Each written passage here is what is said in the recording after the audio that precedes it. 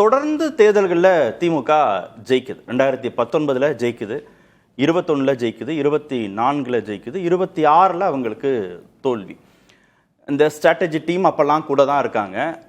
இப்போ இந்த குற்றச்சாட்டுகள் சொல்லப்பட்டிருக்கதா இருக்கிறதெல்லாமும் அப்பவும் இருந்திருக்கும், அதே காலகட்டத்திலையும் இருந்திருக்கும். ஆனால் இந்த 26 தேர்தலுக்கு பிறகு இதெல்லாம் ரொம்ப முக்கியத்துவம் கொடுத்து பேசப்படுதில்லை. இது எல்லா காலங்கள்லையும் இருக்கும், அதிமுகட்டையும் இருக்கும், திமுக கிட்டையும் இருக்கும். ஆனால் விஜய்ங்கிற ஃபேக்டர் தானே இங்கே முக்கியமானதாக இருந்துச்சு. இல்லை இந்த குற்றச்சாட்டுகள் பலவீனப்படுத்திருச்சா திமுகவை? இல்ல, விஜய் தான் முதன்மையாக காரணமாக இருந்தது. நீங்க 2019 இருந்து தொடர் வெற்றி, 2016 விஜய் ஜெயலலிதா அவர்கள் ஒரு வெற்றியை பெறுகிறார்கள், அந்த ஆண்டிலே மரணித்து போகிறாங்க.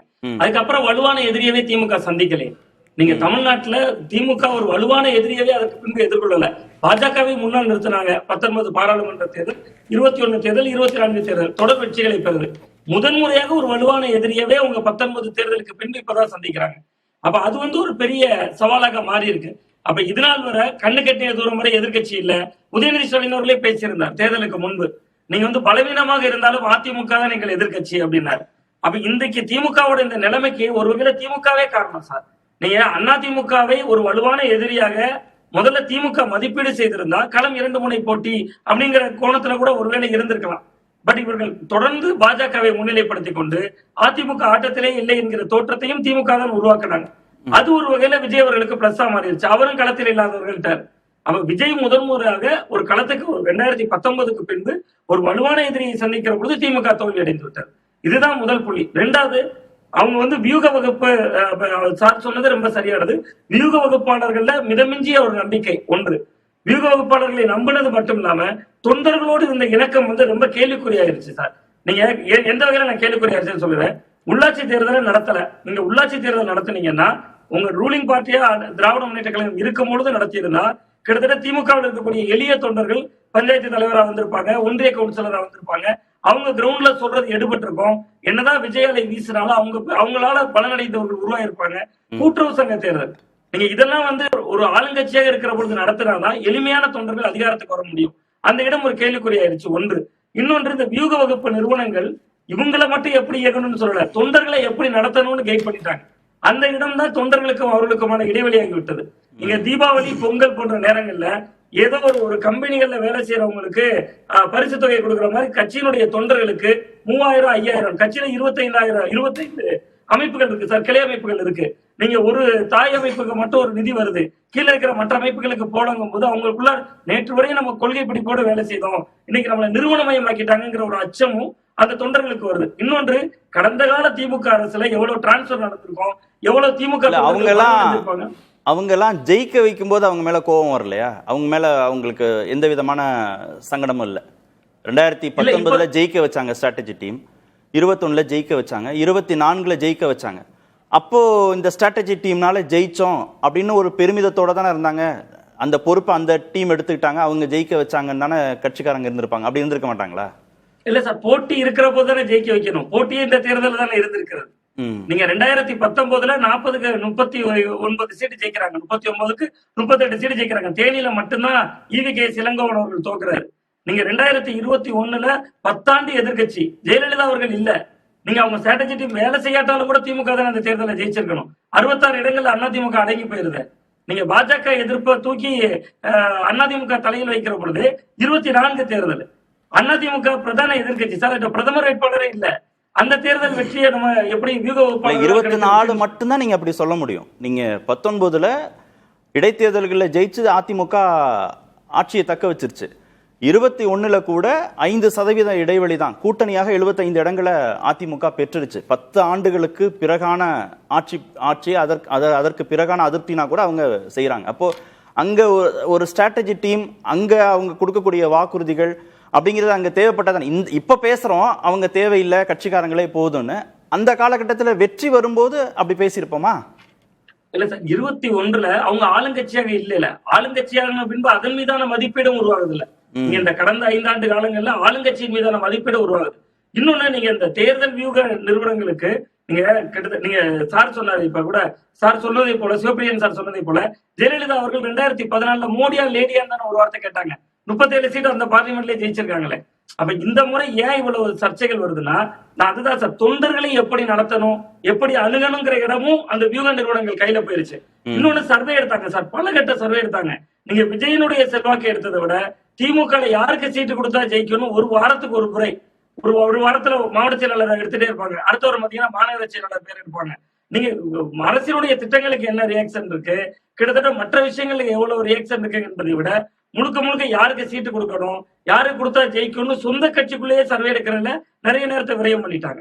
அது மாதிரியான விமர்சனங்கள் இருக்கு. இதுல சொல்லியிருக்கிற அந்த விஷயங்கள்ல, அறிக்கையில இருக்கிற விஷயங்கள்ல, கூட்டுறவு சங்கம் ஆவின் தேர்தல்கள்ல நடத்தல, அதனால கட்சியினருக்கு அதிருப்தி. அந்த தேர்தல் நடத்தி அதுல ஒரு தரப்பு கட்சியினர் வெற்றி பெற்று இன்னொரு தரப்பு கட்சியினருக்கு அதுல வாய்ப்பு கிடைக்காம போகும் பட்சத்துல அவங்களுக்கும் அதிருப்தி வரலாம்.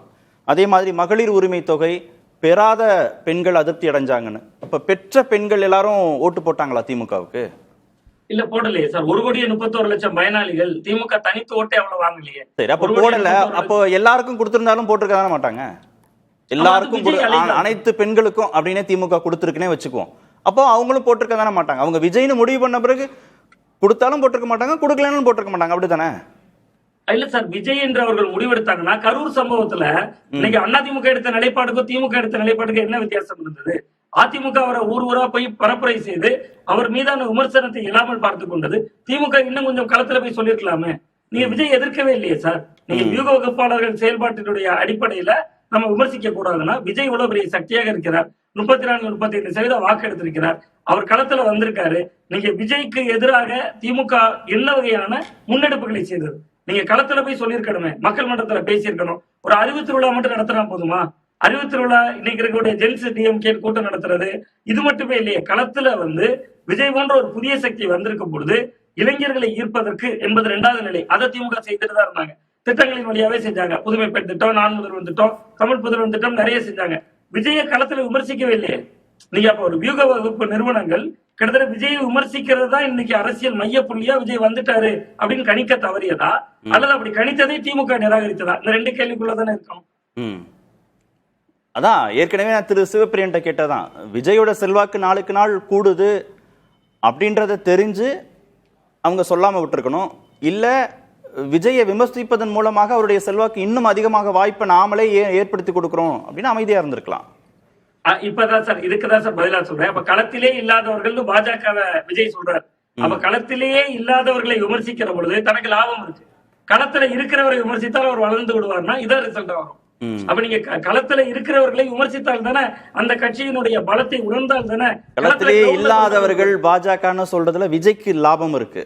ஆனா திமுகவுக்கு களத்துல இருக்கிறாங்க பாஜகன்னு சொல்றதுலதான் லாபம் இருக்கிறதாக அவங்க கடந்த 3 தேர்தல்களையும் இந்த ஸ்ட்ராட்டஜியை பின்பற்றி இருக்கிறார்கள். ஆமா, நிச்சயமா சார், நிச்சயமா அதைத்தான் பின்பற்றி இருக்காங்க. அப்ப உண்மையிலேயே களத்தில் இருப்பவரா விஜய் இருந்திருக்கிறார்ல. அப்ப அவரை விமர்சித்திருந்தா, நீங்க விஜய் விமர்சிச்சிருந்தாதான் தொண்டனுக்கு அந்த மெசேஜ் போயிருக்கும் சார். நீங்க தலைமை விமர்சிச்சாதான், மாவட்ட நிர்வாகிகள் விமர்சித்தாதான் கீழே இருக்கக்கூடிய தொண்டர்களுக்கு உண்மையிலேயே விஜயும் நம்ம ஊர்ல இவ்வளவு ஓட்டு எடுக்க போறாரு. நீங்க இன்னைக்கு இந்த பூத் லெவல் ரிசல்ட் எடுத்து பார்த்தோம்னா திமுக அதிமுக 2 கட்சிக்காரர்களை ஏன் கீழே இருக்கிற தொண்டர்கள் பதட்டம் அடைகிறாங்க? அவங்களுக்கு தெரியவே செய்யாது இவ்வளவு தூரம் பலம் இருக்கு. அவங்க சர்வே எடுக்கல. அவங்க முழுக்க எதை நம்பி இருந்தாங்க? நம்ம திட்டங்களால் பயனடைந்தவங்க, அதிமுக ஆட்சியில பயனடைந்தவங்க, திமுக ஆட்சியில பயனடைந்தவங்க அப்படின்னு அவர்கள் ஒரு பட்டியலை வைத்து கணக்கு பார்க்கறாங்க.